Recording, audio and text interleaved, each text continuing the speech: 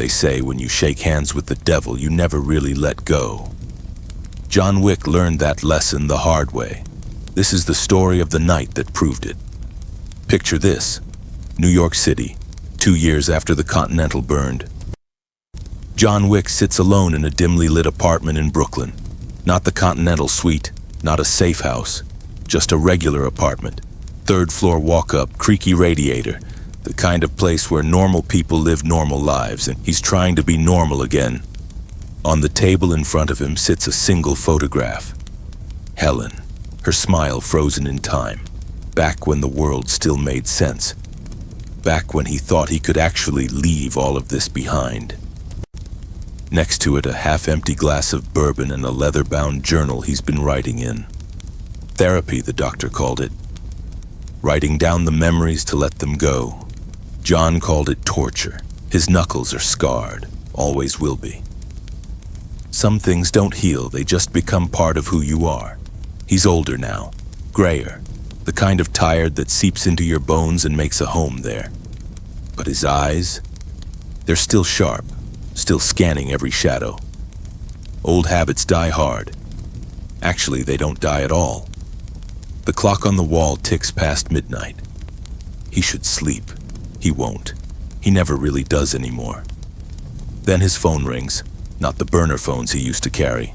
His actual phone, the number only 3 people in the world have. He stares at it for a long moment before answering. Winston. His voice is gravelly, like he hasn't spoken in days. Maybe he hasn't. Jonathan. Winston's voice crackles through the speaker, and something in it makes John's spine straighten. Fear. Winston doesn't do fear. We need to talk. In person, tonight. I'm out, Winston. You know that. No one's ever out, John. You of all people should know that by now. A pause. It's about Marcus. John's grip tightens on the phone. Marcus, dead for years now. Killed because he chose friendship over contracts. Chose John over the high table. What about him? Not over the phone. You remember the place. The line goes dead. An hour later, John stands in the rain outside an abandoned church in Red Hook. This is where it started years ago, where Marcus first trained him, where an orphan with nothing became something else entirely, something dangerous. Winston waits inside, flanked by the Bowery King.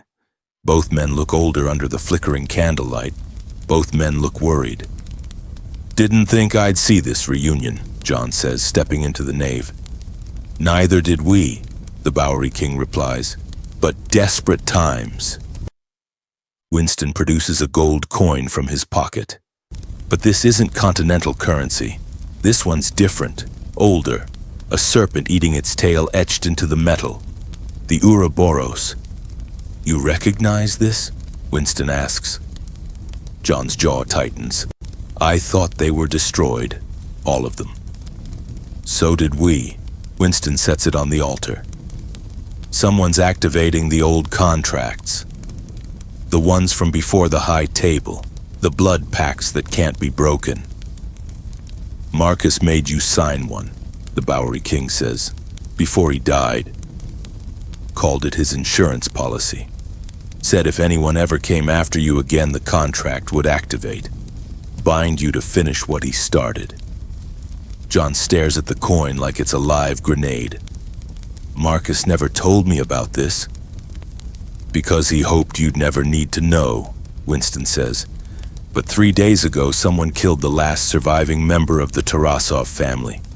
Used Marcus's signature method, 2 shots, heart and head. John's blood runs cold. I killed the Tarasovs. All of them. Not all. Winston slides a photograph across the altar. A young woman, early 20s. Meet Katya Tarasov, Vigo's niece, raised in hiding. She's been building her own empire, quiet and careful, waiting for the right moment to strike. And now someone's framing you for her death. Why? John's voice is barely above a whisper. To force your hand. The Ouroboros contract states that whoever activates it must complete Marcus's final wish, eliminate every threat to Jonathan Wick, every single one, no exceptions. The Bowery King leans forward. Someone wants you to go to war, John. And they're using Marcus's ghost to do it. John picks up the coin. In the candlelight, the serpent seems to move, consuming itself in an endless cycle. Who activated it? Winston and the Bowery King exchange a glance. That's the problem, Winston says. We don't know, but whoever it is, they know everything. Every safe house, every contact, every secret Marcus ever kept. He pauses. They know about the impossible task. They know about Helen. They know about Daisy. John's hand closes around the coin hard enough to leave an imprint in his palm. The Bowery King speaks quietly. Whoever's doing this, they're not just trying to bring you back in. They're trying to destroy everything you ever fought for, everyone you ever cared about. They want to prove that John Wick can never escape, that the Baba Yaga is all you'll ever be. Where do I start? John asks. Winston slides another photograph across the altar, a man in shadows. His name is Dmitry Kozlov, Marcus's former partner before you. He disappeared 20 years ago after betraying a contract. Marcus hunted him but never found him. Word is Dmitry's been hiding in the Moroccan underworld, building an empire on the bones of everyone Marcus ever trained. Everyone except you. He wants revenge, John says. No. Winston's voice is ice. He wants to become you. To prove he's the real Baba Yaga, and he's using Marcus's contract to force you into one final game.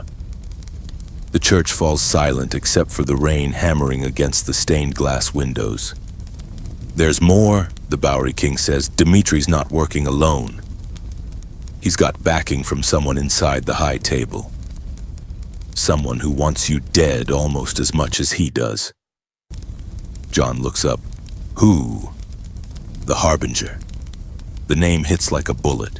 The Harbinger. A legend even among legends. The high table's executioner. The one who makes people vanish so completely it's like they never existed at all. No one's ever seen the Harbinger's face and lived.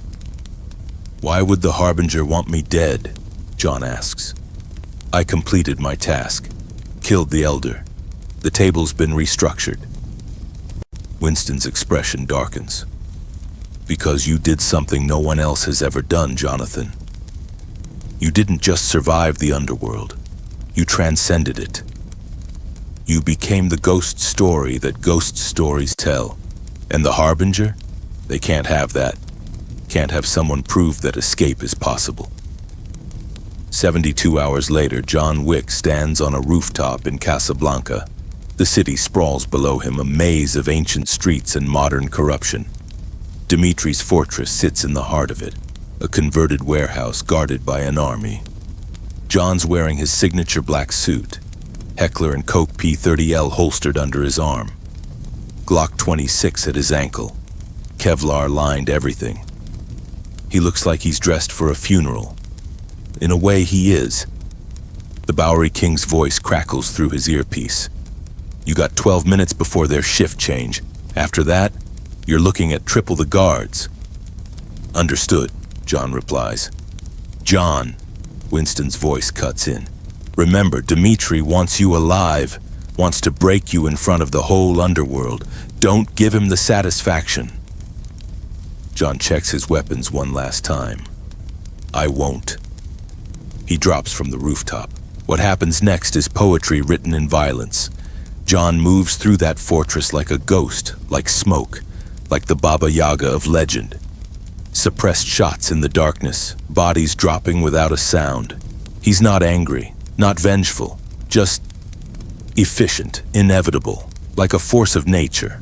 They say John Wick once killed 3 men with a pencil. Tonight he kills 15 before anyone even realizes he's inside. He finds Dmitry in the central chamber, surrounded by stolen artifacts from Marcus's old contracts, trophies. Memories turned into monuments to ego. Dmitri is older than John, 60s maybe, but he moves like a viper, quick and deadly. He smiles when John enters. The Baba Yaga himself. Marcus always said you were his greatest work. Where's the Harbinger? John's voice is flat. Closer than you think. Dmitri circles him slowly. Marcus trained you to be a killer, John. But I'm going to show you what you really are. A slave. A dog on a leash made of blood and ghosts. You think you escaped? You'll never escape. Marcus gave me a choice, John says. Something you never understood. Dmitri lunges. The fight is brutal, vicious. Two men trained by the same master, using the same techniques, trying to kill each other with the same precision. They crash through furniture, through glass, through memories. But John is younger, stronger. And he's got something Dmitri doesn't. Something to fight for. He pins Dmitri against the wall, gun to his temple. Where is the Harbinger? Dmitri laughs, blood on his teeth. Look behind you. John spins.